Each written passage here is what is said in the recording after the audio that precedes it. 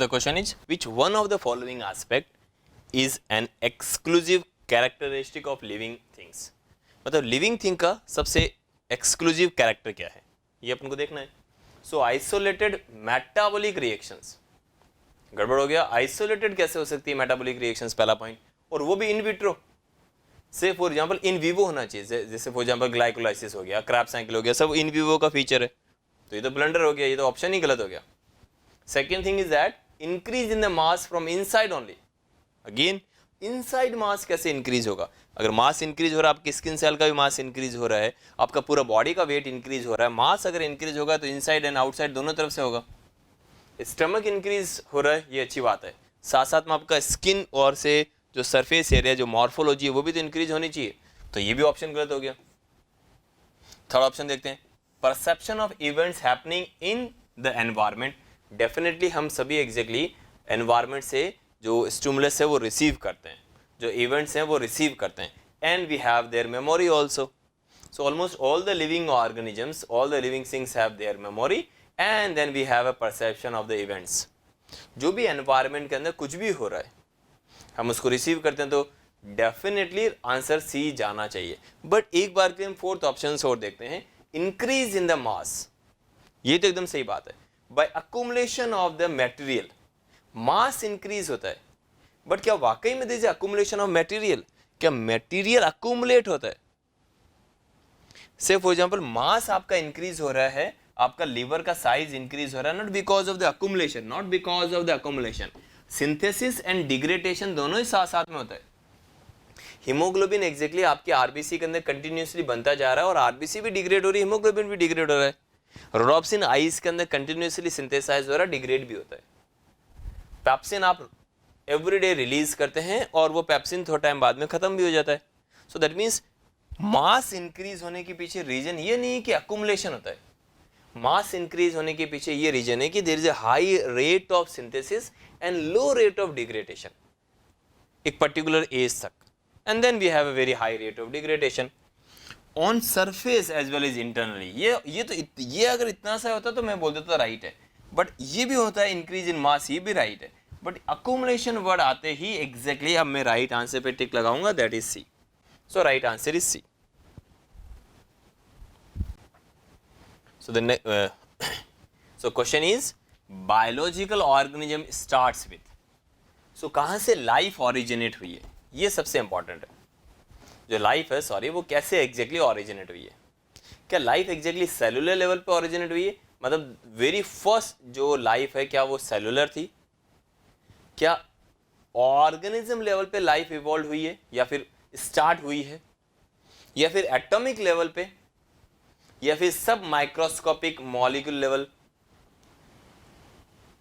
मतलब एक तरीके से बायोलॉजिकल ऑर्गेनाइजेशन स्टार्ट्स विथ, तो दैट मीन्स क्या सेलुलर लेवल पे एग्जैक्टली बायोलॉजिकल ऑर्गेनाइजेशन स्टार्ट हुआ है, या फिर सब माइक्रोस्कोपिक? बेसिकली एग्जैक्टली अगर हम देखते हैं लाइफ हमेशा ही मॉलिक्यूलर लेवल पे ही है. दैट मीन्स डीएनए रेप्लिकेशन अगर कोई कर पा रहा है, राइट, कोई ट्रांसक्रिप्शन कर पा रहा है, कोई ट्रांसलेशन कर पा रहा है, तब हम बोल के जा रहे हैं कि यस वो एक ऐसा क्राइटेरिया है जिसकी बेसिस पे हम बोल सकते हैं कि यस ये एक लिविंग ऑर्गेनिज्म है. से फॉर एग्जांपल वायरस में कोई सेलुलर लेवल नहीं है, कोई ऑर्गेनिज्म लेवल नहीं है, एटॉमिक लेवल पे तो लाइफ हो ही नहीं सकती है. बट एग्जैक्टली वायरसेस के अंदर मॉलिक्यूलर लेवल पे है. दैट मीन्स उनके पास एक डीएनए है, प्रोटीन है, इसके अलावा कुछ भी नहीं है. हम क्यों बोल के जा रहे हैं कि वो लिविंग ऑर्गेनिज्म है? नो डाउट वो लिविंग एंड नॉन लिविंग के बीच में एक कनेक्टिंग लिंक है. बट हम क्यों बोलते हैं कि वायरस आर लिविंग? बिकॉज उनके पास में उनका खुद का एक मॉलिक्यूल है. That molecule is a DNA molecule जो रेप्लिकेट करने की कैपेबिलिटी रखता है. नॉट इन द वायरस, एक पर्टिकुलर होस्ट के अंदर. से फॉर एग्जांपल जब मैं एक वायरस सेल्स को एक पर्टिकुलर सेल को वायरस के थ्रू इन्फेक्शन कराता हूँ, तो जब इन्फेक्शन के टाइम में ये डीएनए इसके अंदर एंटर करेगा, और ये डीएनए बेसिकली रेप्लिकेट कर सकता है. ये replication no doubt host cell के अंदर हुआ है. वायरस खुद के अंदर डीएनए को रेप्लिकेट नहीं कर पा रहा है, फिर भी मैंने इसको बोला है कि आप लिविंग ऑर्गेनिजम्स हो. रीजन सिंपल था, क्या उनके पास सेलुलर लेवल का बॉडी ऑर्गेनाइजेशन है? नहीं है. क्या उनके पास में ऑर्गेनिज्म लेवल का है? नहीं है। तो बायोलॉजिकल ऑर्गेनाइजेशन कहाँ से बेसिकली स्टार्ट हुआ है? क्या वो प्रोटोजोआ से स्टार्ट हुआ है जिनके पास में सेलुलर और सब सेलुलर लेवल का बॉडी ऑर्गेनाइजेशन है? हम बिल्कुल भी नहीं कह सकते। तो एग्जैक्टली वो स्टार्ट कहाँ से हुआ है? एग्जैक्टली वो स्टार्ट हुआ है सब माइक्रोस्कोपिक लेवल से। सो दैट मीन्स हम बहुत इजी वे में राइट आंसर डी पे लगा सकते हैं। Means select the correctly written. So that means हमें करेक्टली रिटन स्टेटमेंट को देखना है। Scientific name of mango. Mango का हम एक साइंटिफिक नेम देखने जा रहे हैं। First describe by the Carolus Linnaeus. So scientific name के अंदर क्या होगा? Yes, first is a genus and second species, no doubt. But genus का नाम एग्जैक्टली हमें कैपिटल में लिखना है और स्पीसीज का नाम हमें स्मॉल के अंदर लिखना है। First option is wrong. Second option ठीक है, यस, इंडिका बिल्कुल सही है, राइट। बट जो साइंटिस्ट है उसके नाम को हमें सिंगल वर्ड्स के अंदर लिखना है। दैट मीन्स कैरोलस लिनियस 2 बार नहीं आएगा, तो ये भी रॉन्ग हो गया। देखते हैं नेक्स्ट। ये ठीक है, मैंजनीफेरा इंडिका बिल्कुल सही है क्योंकि एम कैपिटल है, आई स्मॉल है। जीनस सही है, स्पीसीज भी सही है, एंड ये भी कोई दिक्कत नहीं है। So that means that means this species was discovered by the Linnaeus. So that means right answer is C. हम क्यों यहाँ पे नहीं जा रहे हैं? क्योंकि अगेन यहाँ पे तो कैपिटल में था इसलिए इसको रॉन्ग कर दिया। यहाँ पे एग्जैक्टली नो डाउट स्मॉल के अंदर है बट साइंटिस्ट का नाम तो है ही नहीं, तो इसलिए हम इसको रॉन्ग करेंगे। ये रॉन्ग हो ही चुका है, ये भी रॉन्ग हो चुका है, इसलिए right answer is C. So the question is, which of the following is against the rule of ICBN? So that means हमें एग्जैक्टली अगेंस्ट मतलब रॉन्ग स्टेटमेंट आइडेंटिफाई करना है। दैट मीन्स वो स्टेटमेंट हमें आइडेंटिफाई करना है जो ISBN ने नहीं दिया है। हमें वो स्टेटमेंट देखना है that is against the rule of ISBN। वो क्या है? Hand written scientific name should be underline. Yes, ये एग्जैक्टली एक रूल है। दैट मीन्स अगर आप हैंड रिटन देखने जा रहे हैं तो साइंटिफिक नेम को आपको अंडरलाइन करना है। से फॉर एग्जाम्पल मैं ऐसे बोल सकता हूं, यस, मैजनीफेरा इंडिका, तो आपको इसको अंडरलाइन करना पड़ेगा। से फॉर एग्जांपल अगर मैंने बोला सॉर्गम वल्गेर तो आपको अंडरलाइन करना पड़ेगा। अगर मैं ऐसे बोल के जा रहा हूं कि यस एपिस इंडिका, तो आपको एपिस एंड इंडिका दोनों को ही अंडरलाइन करना पड़ेगा। सो दैट मीन्स ये एक रूल है कि अगर आपने लिखा है एपिस तो आपको उसको अंडरलाइन करना पड़ेगा। The reason is hand written है, आप इटैलिक्स में नहीं लिख पा रहे हैं। अगर आप हैंड रिटन नहीं है और आप टाइप कर रहे हैं तो आप उसको इटैलिक्स में लिखिए, और अगर आप हाथ से लिखने जा रहे हैं तो आप उसको अंडरलाइन कीजिए। ये तो एक रूल था। Every species should have a generic name, ये एकदम सही स्टेटमेंट है। स्पीशीज का उससे पहले जीनस और जेनरिक नेम तो होना ही चाहिए, एंड ए स्पेसिफिक एपिथेट भी होना चाहिए। ये एकदम सही स्टेटमेंट है, ये भी राइट स्टेटमेंट है। बट मुझे तो अगेंस्ट द स्टेटमेंट ऑब्जर्व करना है। Scientific names are in the Latin and should be italicised. ये एकदम सही स्टेटमेंट है। जो साइंटिफिक नेम है वो लैटिन वर्ड के अंदर ही है, या तो आप लैटिन होने चाहिए या फिर लैटिनाइज कर दो आप उनको। इंडिका वर्ड एग्जैक्टली लैटिनाइज है तो इंडिया, इंडिया से ही अगर हम लैटिन वर्ड को कन्वर्ट करते हैं तभी इंडिका बनेगा, एपिस इंडिका। तो ये भी सही स्टेटमेंट है, बट हमें तो अगेंस्ट स्टेटमेंट ऑब्जर्व करना है। देखते हैं, generic and specific name should be written, okay ठीक है, starting with the small letters. ओ ये गलत हो गया, जेनरिक नेम एग्जैक्टली कैपिटल में जाना चाहिए, मतलब कैप्स में जाएगा। हाँ, स्पेसिफिक नेम जो है वो जो दैट मीन्स स्पीसीज का नाम वो स्मॉल लेटर्स में जा सकता है। सो दैट मीन्स अगेंस्ट क्या है? यही स्टेटमेंट है जो एग्जैक्टली अगेंस्ट है, तो इसलिए right answer is D.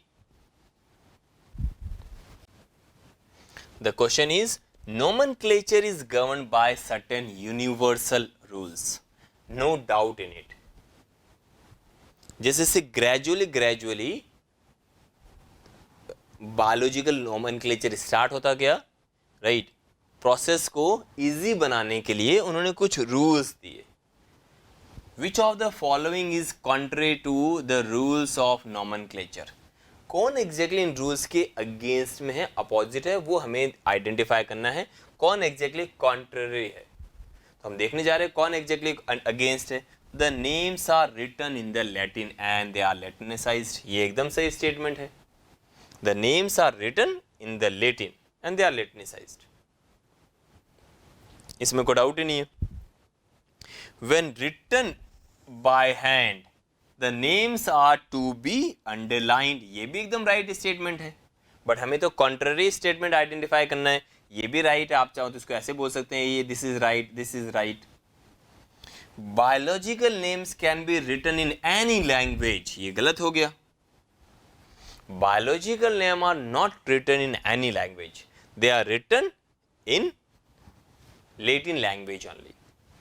The first word in the biological name represent the genus, yes you are right, and the second is a specific epithet, ये एकदम सही बात है।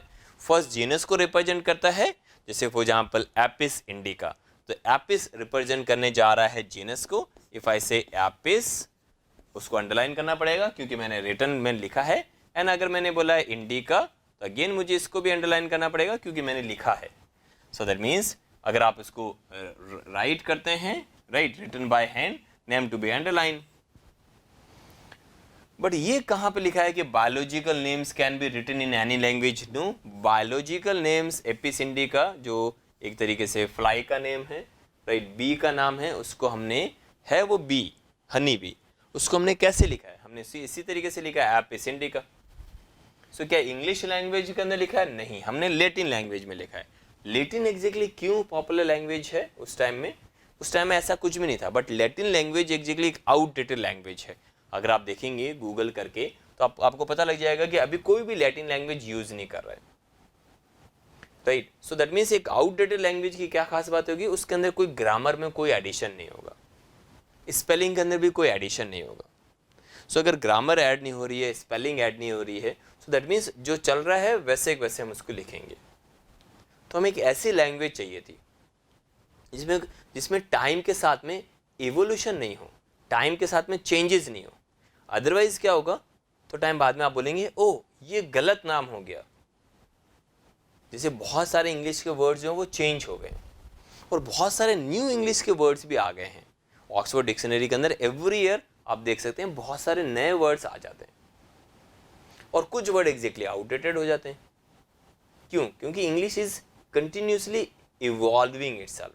लैंग्वेज है, लैंग्वेज का भी एक इवोल्यूशन है, हिंदी का भी इवोल्यूशन है, संस्कृत इवोल्व हो रही है, या फिर बोल सकते हैं कि नेगेटिव में भी जा रही है। तो चलो कोई नहीं। सो दैट मीन्स हम ऐसे बोलना चाहिए हमें यस कि हम लैटिन लैंग्वेज क्यों यूज करने जा रहे हैं? Because Latin is a outdated language. अब उसमें इवोल्यूशन नहीं है, इसलिए जो नाम होगा वो उसके अंदर चेंज नहीं होंगे। सो ये रॉन्ग स्टेटमेंट है, दैट इज अ कॉन्ट्ररी कि biological names can be written in any language. So that means मेरी तरफ से राइट आंसर क्या है? सी। मुझे राइट चूज करना है, दैट मीन्स मुझे इसमें से कॉन्ट्ररी को चूज करना है। तो मैं बोलूँगा ये तो एग्जैक्टली ये तो सही लिखा हुआ है, ये भी सही लिखा हुआ है, ये भी सही लिखा हुआ है, यही मेरा आंसर हो गया। The question is ISBN stand for, ISBN का एग्जैक्टली पूरा नाम क्या है? So this is international, yes. C for code, yes. B for biology, no, it's not biological. B for botanical, and N for nomenclature. So ISBN stand for International Code of Botanical Nomenclature. तो क्या biological nomenclature हो सकता है? नहीं, ऐसा कुछ भी नहीं है, क्योंकि एग्जैक्टली ICZN है उसका नाम, ICZN। तो क्या ये इंडियन कोड है? इंडियन कोड तो हो ही नहीं सकता एट दैट टाइम। ये तो बिल्कुल भी इंडियन कांग्रेस गलत हो गया। International code of biological names ये भी गलत हो गया। So right answer is A. The question is biosystem aims at. Biosystematics का मतलब क्या है? Bio stand for biological system, but systematics word exactly हम कब यूज करते हैं? जब हम पहली बार इंट्रोड्यूस करने जा रहे हैं, आपको क्लासिफिकेशन करना है, right, base upon the phylogeny. Phylogenically हम बहुत ही इंपॉर्टेंट वर्ड इंट्रोड्यूस करते हैं, that is known as systematics. That means आपको एग्जैक्टली अगर मैं बोल के जा रहा हूं फाइलोजेनी है, तभी मैं बोल के जा रहा हूं मेरे पास में सिस्टमैटिक्स। फाइलोजेनी है तभी मैं बोल के जा रहा हूं ये वर्ड एग्जैक्टली इंटर रिलेटेड है। इफ आई सेड फाइलोजेनी, आप बोलेंगे सिस्टमैटिक्स। तो अगर फाइलोजेनी है दैट मीन्स वो ऑर्गेनिज्म कैसे इवॉल्व हुआ है, दैट मीन्स इवोल्यूशन आपको मुफ्त में देखने को मिलेगा, फ्री है। दैट मीन्स ए ऑर्गेनिजम्स का, ए स्पीसीज का बी के साथ में एंड सी के साथ में एंड डी के साथ में क्या रिलेशन है, यही सिस्टमैटिक है।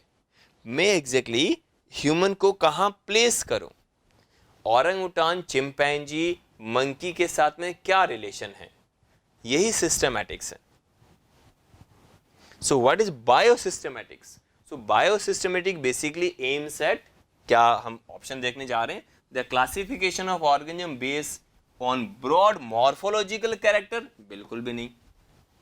मॉर्फोलॉजी के बेसिस पे एग्जैक्टली नो डाउट क्लासिफिकेशन है कि यस मॉर्फोलॉजी क्या है, मॉर्फोलॉजी है कि जो हमारा जो थंब है वो सामने की तरफ है, yes. So you are human beings.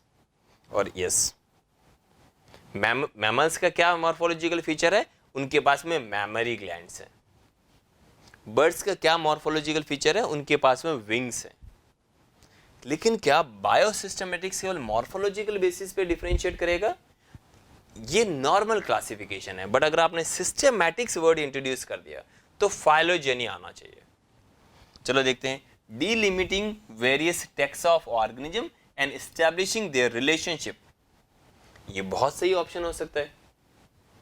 So that means हम एक टैक्सा का दूसरे टैक्सा के साथ में रिलेशनशिप को बता के जा रहे हैं, बट क्लियरली एग्जैक्टली इस ऑप्शन के अंदर बहुत सारी चीजें मेंशन नहीं है।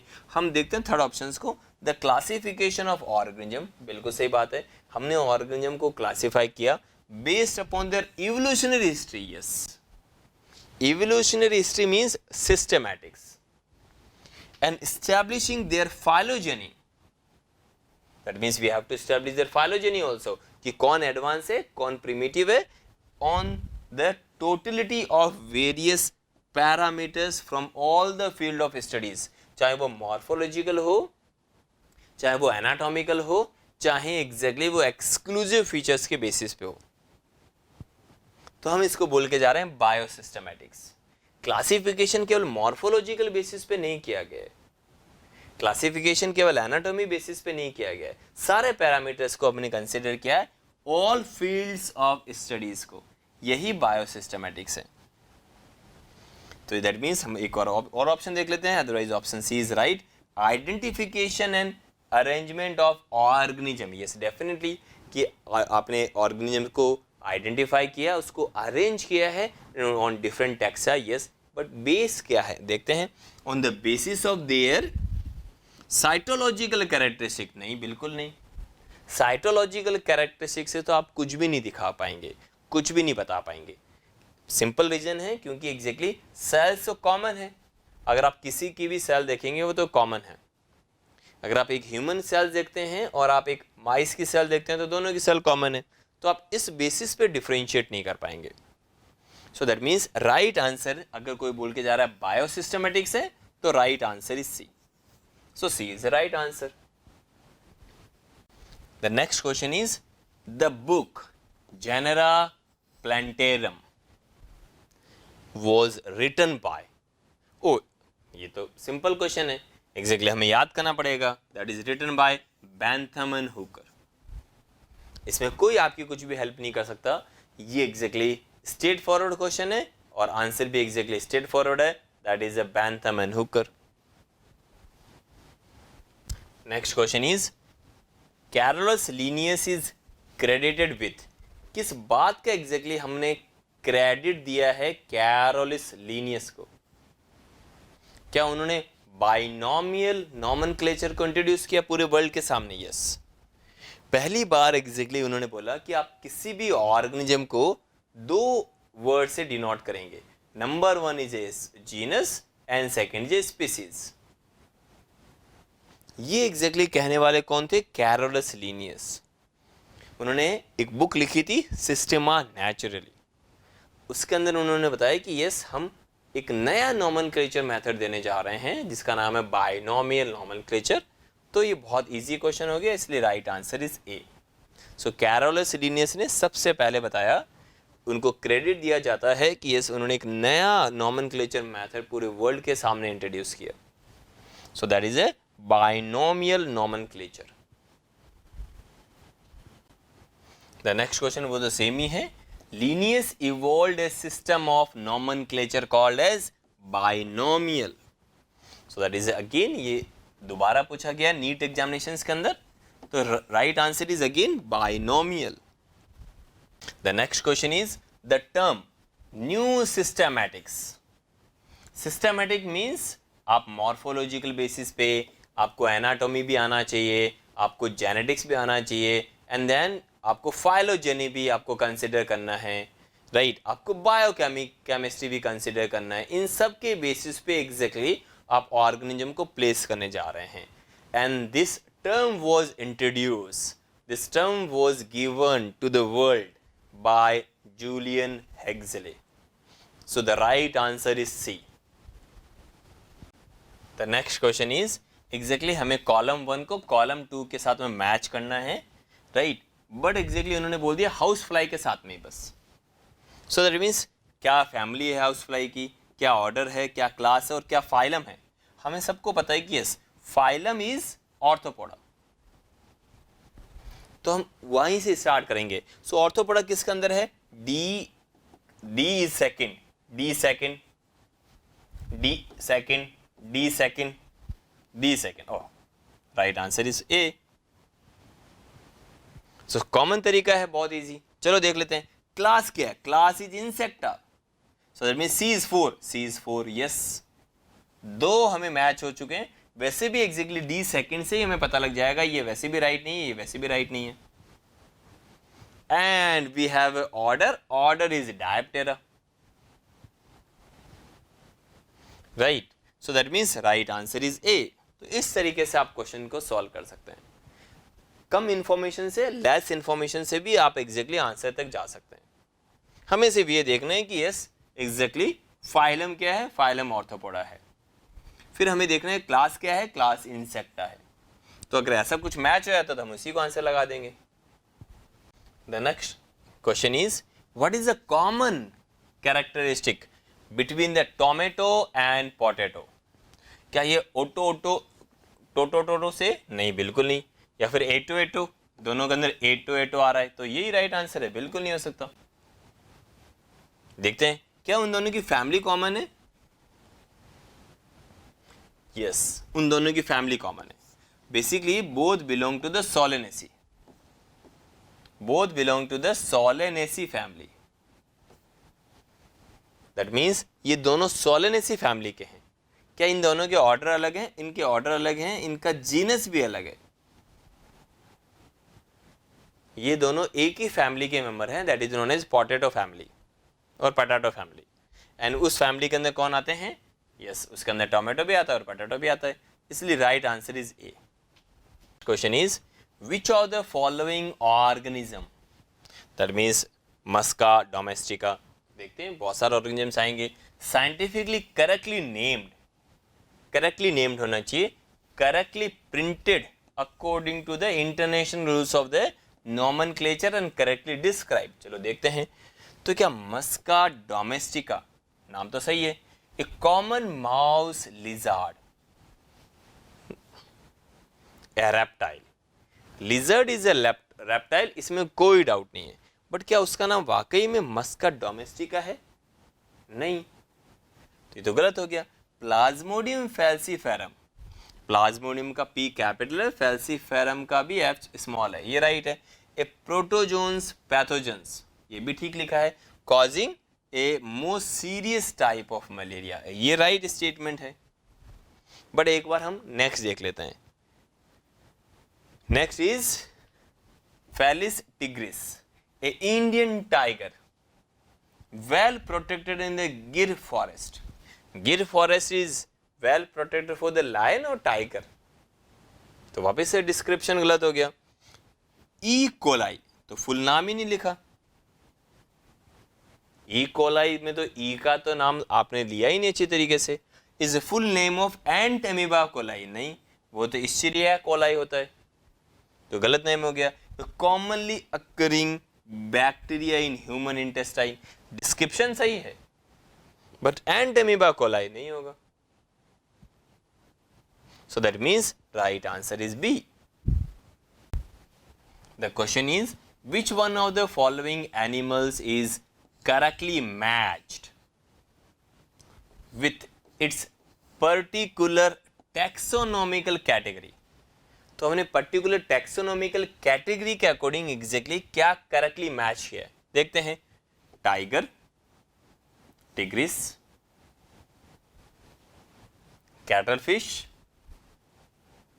मोलस्का क्लास, गलत हो गया। ह्यूमन, प्रीमेटा फैमिली, गलत है। हाउस फ्लाई, मस्का ऑर्डर, ये भी गलत है। Right answer is tiger. Tiger is a tigris and that is a species.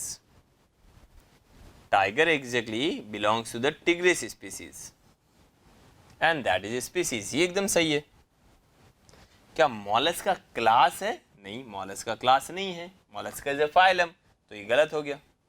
क्या प्राइमेटा एक फैमिली का नाम है? ये भी गलत हो गया। क्या मस्का एक जीनस है कि ऑर्डर है? ये तो एक जीनस लग रहा है मेरे को, तो ये भी गलत हो गया। तो क्या टिग्रिस एक स्पीसीज है? यस, टिग्रिस एक स्पीसीज है जो टाइगर से बिलोंग करती है।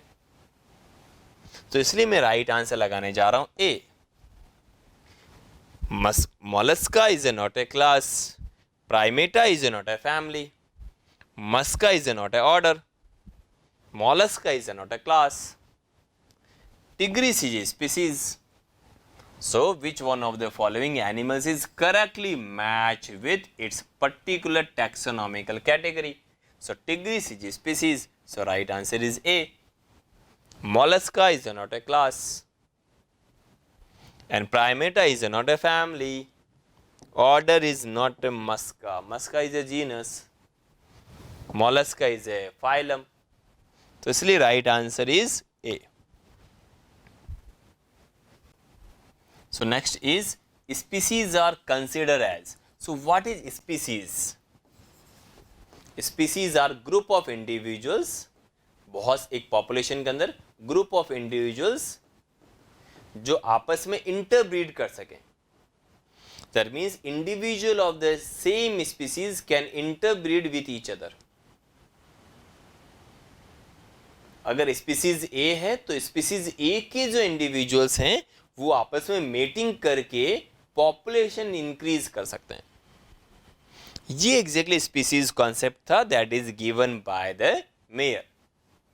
उन्होंने बोला था हम आपको बोलेंगे आप पॉपुलेशन एक पर्टिकुलर स्पीसीज के, क्योंकि आप इंटरब्रीड कर सकते हैं, राइट। क्या हुआ? दैट मीन्स रिप्रोडक्टिव आइसोलेशन आ गया। रिप्रोडक्टिव आइसोलेशन का मतलब ये है कि दो अलग अलग स्पीसीज के इंडिविजुअल्स आपस में रिप्रोड्यूस नहीं कर सकते हैं। दो डिफरेंट स्पीसीज के इंडिविजुअल्स आपस में रिप्रोड्यूस नहीं करेंगे। So that is known as reproductive isolation. बहुत अच्छी बात है ये तो। सो दैट मीन्स एक पर्टिकुलर इंडिविजुअल्स, इस पर्टिकुलर स्पीसीज के जो इंडिविजुअल्स हैं वो जेनेटिकली बहुत क्लोज होते हैं, क्योंकि वो रिप्रोडक्शन कर सकते हैं आपस में। वो किसी और स्पीसीज के साथ में जेनेटिकली थोड़ा सा दूर होंगे, क्योंकि वो रिप्रोड्यूस नहीं कर पा रहे उनके साथ में, तो उनके फीचर्स अलग होंगे। इनके कॉमन फीचर्स हैं। सो हम स्पीसीज को कैसे बोलते हैं? क्या they are real basic unit of classification? Yes, species is a basic unit of classification. सबसे लास्ट में आती है स्पीसीज, उसके नीचे कुछ भी नहीं है, सबसे ऊपर किंगडम है, एंड लास्ट में वी हैव ए स्पीसीज। बीच में phylum, class, order and genus है। तो एक पर्टिकुलर जीनस के अंदर बहुत सारी स्पीसीज आ सकती हैं, बट स्पीसीज में और कुछ भी नहीं है। हाँ, we have a variety of sub species, but varieties and sub species को क्लासिफिकेशन के अंदर उतनी वैल्यू नहीं मिली है। हम ऐसे बोल सकते हैं कि हम इस तरीके से बोल सकते हैं ये राइस की वैरायटीज़ हैं, बट दो वैरायटीज़ के बीच में आराम से मीटिंग हो रही है, दैट मीन्स इंटरब्रीड कर रहे हैं। आर्टिफिशियली भी करा सकते हैं दो राइस वैरायटी के बीच में क्रॉस बहुत ईजिली, और नेचर में तो हो ही रहा है cross between the two rice varieties. इसी क्रॉस के कारण तो एग्जैक्टली आपने नई नई राइस वैरायटीज़ को इंट्रोड्यूस किया मार्केट के अंदर। So for example basmati rice, आप चाहें तो आप खुद का एक राइस वैरायटी इंट्रोड्यूस कर सकते हैं। आप इंटरब्रीड कराते जाइए, दो राइस वैरायटीज़ को, एक के पॉलन को दूसरे के स्टिग्मा के ऊपर स्प्रे करते जाइए, ग्रेजुअली आपको नया राइस वैरायटी मिल जाएगा। So basic unit is species, no doubt. So right answer is A, but एक और ऑप्शन देखते हैं, the lowest unit of classification. Classification की लोवेस्ट यूनिट वर्ड थोड़ा ठीक नहीं है, क्योंकि लोवेस्ट यूनिट में तो हम सब स्पीसीज को भी कंसिडर कर सकते हैं कि यस ये वैरायटी है।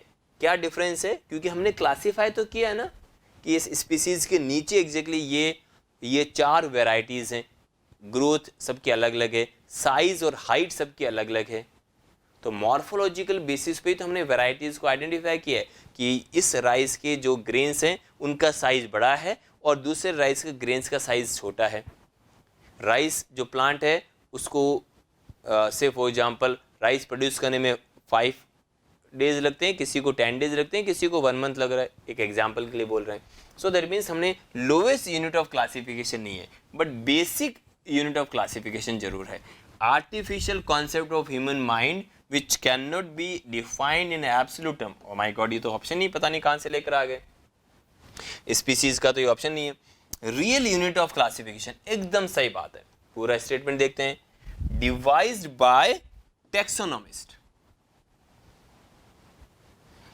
is a real unit of classification, but that is not devised by the taxonomist. Is a real unit of classification, real and basic unit of classification. So right answer is A. Next question is, which of the following is less general in character as compared to the genus? हमारे पास में कौन कौन सी categories हैं? सबसे पहले हमारे पास में category आती है, that is kingdom. After kingdom we have a phylum. After phylum we have class, and then we have a order, and then we have a family, and then we have a genus, and then we have a species. तो आप मुझे बता सकते हैं, से for example अगर मैं phylum के बारे में बात करने जा रहा हूँ या फिर मैं किंगडम के बारे में बात करने जा रहा हूँ, तो मैं ऐसे बोलूँगा कि yes, so that is a protozoa phylum, Porifera phylum.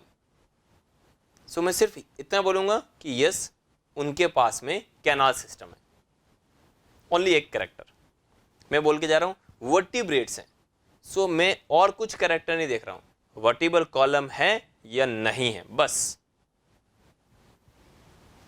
But अगर मैं स्पीसीज लेवल पे देखता हूं, से फॉर एग्जांपल अगर मैं एक पर्टिकुलर स्पीसीज देखता हूं, से फॉर एग्जांपल मैंने बोला एपिस इंडिका, तो मैं उसके अंदर जो दूसरा इंडिविजुअल है एपिस इंडिका का, उसके अंदर सारे कॉमन कैरेक्टर होने चाहिए, लोवेस्ट के अंदर बहुत सिमिलरिटीज होनी चाहिए। मैं बोलूंगा आपके पास विंग्स हैं, यस, तो दूसरा इंडिविजुअल भी उसी टाइप के विंग्स होने चाहिए, बिकॉज वो आपस में मेट कर पा रहे हैं, मेटिंग कर पा रहे हैं, that means they are individual of the same species. तो सारे कैरेक्टर मैच होने चाहिए। वो कैरेक्टर एग्जैक्टली फाइलम के साथ मैच हो जरूरी नहीं है, वही कैरेक्टर क्लास के साथ मैच हो जरूरी नहीं है। क्लास अगर मैं बोल के जा रहा हूँ कि ये एक पर्टिकुलर क्लास है एंड उसके अंदर एग्जैक्टली 3 ऑर्डर हैं, तो कुछ ही एग्जैक्टली मैच होंगे इन तीनों के अंदर, लेकिन जो विद इन ऑर्डर है उनके अंदर ज़्यादा कैरेक्टर मैच होंगे, और जो विद इन ए फैमिली है उसके अंदर बहुत सारे कैरेक्टर्स मैच होंगे, और जो विद इन ए जीनस हैं उनके अंदर तो बहुत ज़्यादा मैच होनी चाहिए। और स्पीसीज के पास तो डिफरेंस होना ही नहीं चाहिए, क्योंकि अगर suppose individual of the same species show variation, तो हमें एक नया ही उसके अंदर स्पीसीज बनाना पड़ेगा। मॉर्फोलॉजिकल वेरिएशन, तो एक नई स्पीसीज इवॉल्व हो जाएगी। थोड़ा टाइम बाद में हो सकता है रिप्रोडक्टिव आइसोलेशन हो जाए और पूरी स्पीसीज ही नहीं बन जाए। सो स्पीसीज मीन्स जिनके पास में लेस जनरल कैरेक्टर हो, ज्यादा जनरल कैरेक्टर नहीं होने चाहिए, कम कैरेक्टर होने चाहिए डिफरेंस वाले।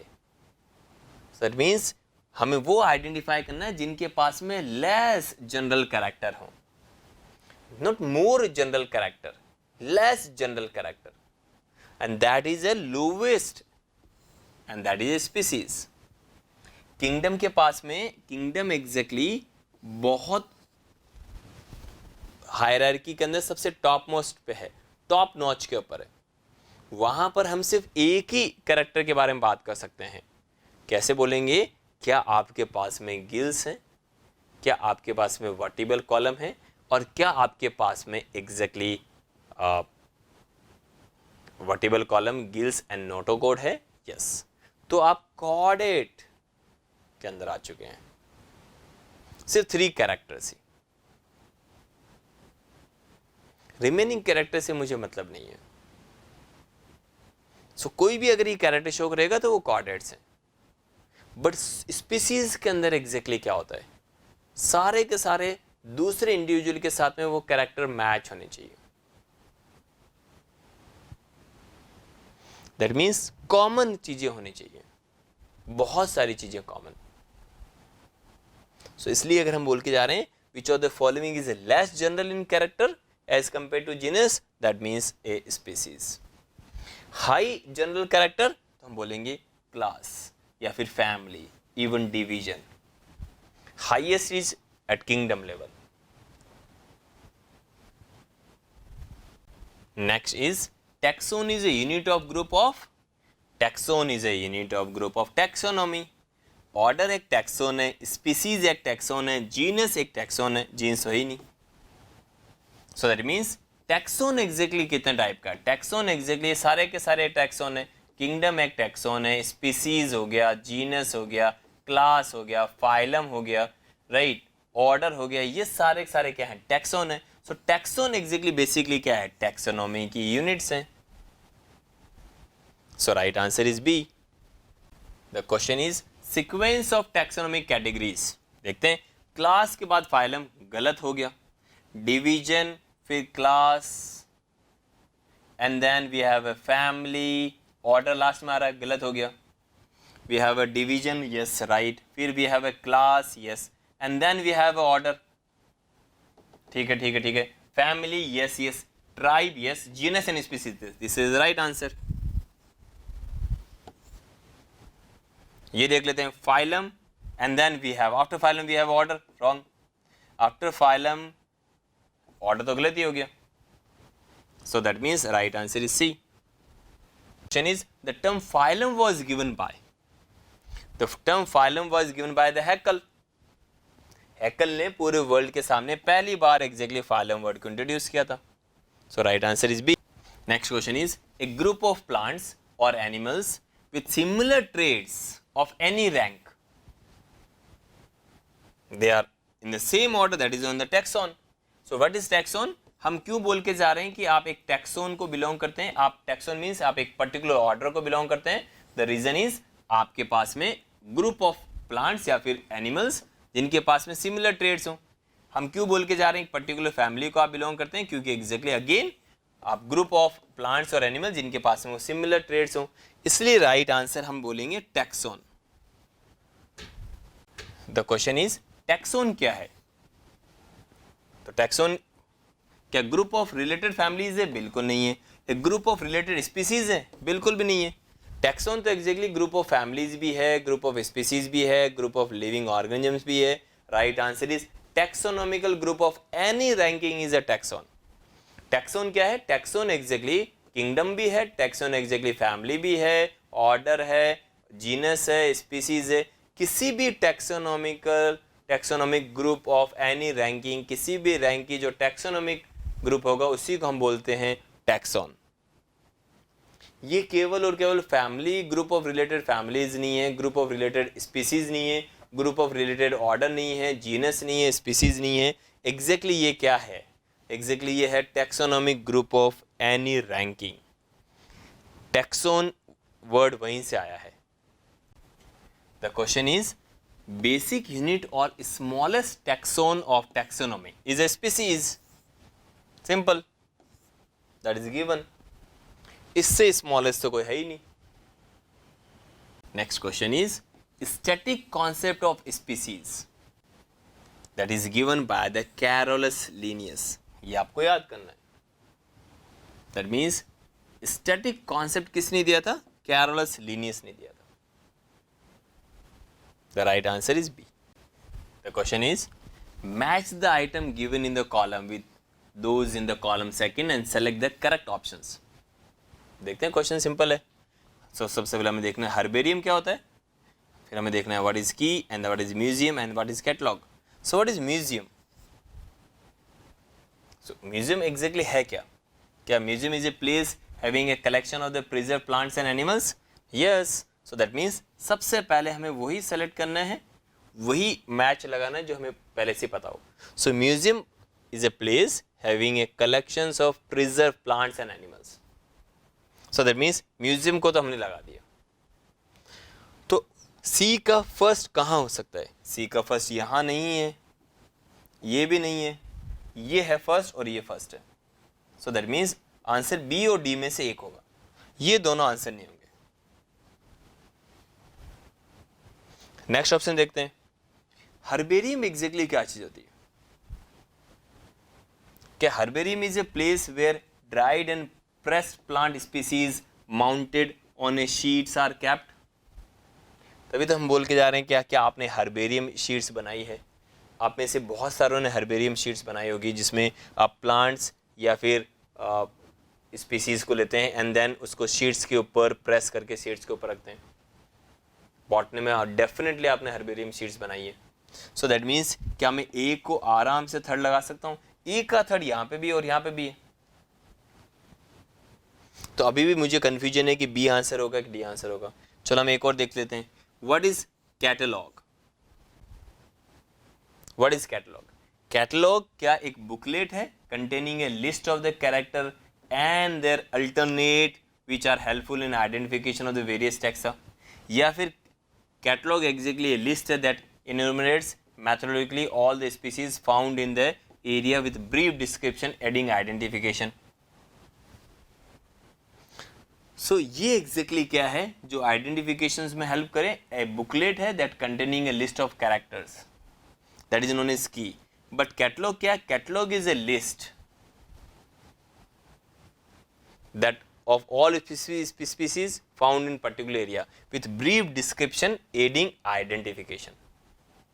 So that is known as catalog. इसलिए राइट आंसर इज डी का जो सेकंड वाला होगा, डी का सेकंड मतलब D. That means this is the right answer. The question is the label of herbarium sheet. जब आप एक हर्बेरियम शीट बनाते हैं, right, does not carry information, तो कौन सी एग्जैक्टली इंफॉर्मेशन उसके अंदर नहीं होती है? तो जब आप एक हर्बेरियम शीट बनाते हैं जिसके अंदर एग्जैक्टली आपको पर्टिकुलर प्लांट स्पीसीज का या तो आप लीव्स एग्जैक्टली प्रिजर्व करके रखते हैं, किस तरीके से आप लीव्स लेकर आते हैं एंड देन उसको कट करते हैं लीव्स को, राइट, एंड देन प्रेस करके रखते हैं हर्बेरियम शीट्स के ऊपर, राइट। सो आपको पता ही है कि यस यहाँ पे बहुत सारी इंफॉर्मेशन होती है उसके बारे में। आपने वो लीव्स एग्जैक्टली कौन से प्लांट से कब आपने कलेक्ट की थी, date of the collection, name of the collector, and then आपने उसका लोकल नेम क्या है, वो किस ऑर्डर की है, किस जीनस की है, ये सब एग्जैक्टली आप हर्बेरियम शीट के अंदर मेंशन करते हैं। Height of the plant exactly आपको पता है, आप मेंशन नहीं करते हैं। So that means few things are mention and that means they are कौन कौन सी चीजें हैं? आप name of the collector mention करते हैं, date of the collection mention करते हैं, लोकल नेम्स भी आप लिखते हैं हर्बेरियम शीट के ऊपर, बट कहीं पे भी आप हाइट ऑफ द प्लांट नहीं मेंशन करते हैं। The next is, which of the following is not a correct statement? A museum has a collection of photographs? Definitely नहीं है। Museum is not a collection of photographs of plants. Museum is a collection of plants and animals. Even आप skeleton को भी museum के अंदर रख सकते हैं। अगर आप देख सकते हैं कि ये इंसेक्ट का म्यूजियम है तो वहाँ पे इंसेक्ट की फोटोग्राफ्स नहीं है। म्यूजियम मीन्स रियल में इंसेक्ट से आपने उनको किल किया, पिनिंग किया, प्रिजर्व किया एंड देन उसको उस प्लेस के अंदर रखा है, that is known as museum. तो यही exactly not a correct statement है, it's not a collection of photographs, it's exactly real, मतलब रियल ऑर्गेनिजम्स हैं जो अभी डेड हो चुका है। सो द की क्या है, key is a taxonomical aid for identification of species specimen, yes ये राइट स्टेटमेंट है। Herbarium houses dried, pressed and preserve plant specimen है, यस ये राइट स्टेटमेंट है। Botanical gardens have a collection of the living plants for the reference, ये भी right statement है। तो कौन सा करेक्ट स्टेटमेंट नहीं है, दैट मीन्स रॉन्ग स्टेटमेंट है, ये वाला रॉन्ग स्टेटमेंट है, that is A. So A is a wrong, A museum has a collections of plants and animals, no doubt they are dead, they are not the collection of photographs. The next question is, one of the most important functions of the botanical garden is that, so what is the use of botanical garden, क्यों exactly botanical garden concept आया? Say for example बहुत सारे species हो सकता है sooner or later in natural habitat वो competition को face नहीं कर पाए, तो ग्रेजुअली उस पर्टिकुलर प्लांट स्पीसीज का नंबर कम हो जाएगा, राइट बहुत सारे रीजन हो सकते हैं, ह्यूमन इंटरवेंशन हो सकता है, राइट तो क्या होगा, क्या उस पर्टिकुलर प्लांट का जब नंबर कम हो जाएगा तो क्या वो एंडेंजर्ड हो जाएगी? अगर एक particular plant exactly endangered species के अंदर कन्वर्ट होती है तो हमारे पास में एक कॉन्सेप्ट है that is known as botanical garden. So in botanical garden they are basically ex situ conservation है, नेचुरल एनवायरनमेंट के अंदर उस पर्टिकुलर हैबिटेट के अंदर हमने इसको कंजर्व नहीं किया है, एक न्यू हैबिटेट के अंदर हमने इसको कंजर्व किया है। से for example A Rajasthan variety of plant can be conserve इन कोलकाता, वो है x situ conservation of germ plasm. तो ये सबसे इंपॉर्टेंट है, तो क्या अपन इस तरीके से बोल सकते हैं one of the most important functions, yes that is a C, they provide a beautiful area for the recreation, बिल्कुल नहीं, one can observe tropical plants there, हाँ ठीक है, बट ये भी ठीक है, ये भी ठीक है, they provide the natural habitat for wildlife, नहीं, right, they allow ex situ conservation. Concept of botanical garden is आप एक नए एरिया के अंदर एक्स सिटू कंजर्व करो उस पर्टिकुलर जर्म प्लाज्म को, बिकॉज वो पर्टिकुलर प्लांट स्पीसीज दूसरे एरिया में एंडेंजर्ड हो चुकी है, वहाँ पे उसकी लाइफ को खतरा है, वहाँ पे ग्रेजिंग ज़्यादा है, या फिर वहाँ पर एग्जैक्टली ह्यूमन एग्जैक्टली उस पर्टिकुलर प्लांट स्पीसीज को ख़त्म कर रहा है या फिर दूसरे एनिमल्स ख़त्म कर रहे हैं, तो वहाँ पर एग्जैक्टली उनका नंबर कम हो रहा है, आप उसको प्रिजर्व करो, कंजर्व करो, मतलब कंजर्व करना है नहीं, राइट उसको बचा के रखना है, तो that means x situ conservation का कॉन्सेप्ट है बॉटनिकल गार्डन के अंदर।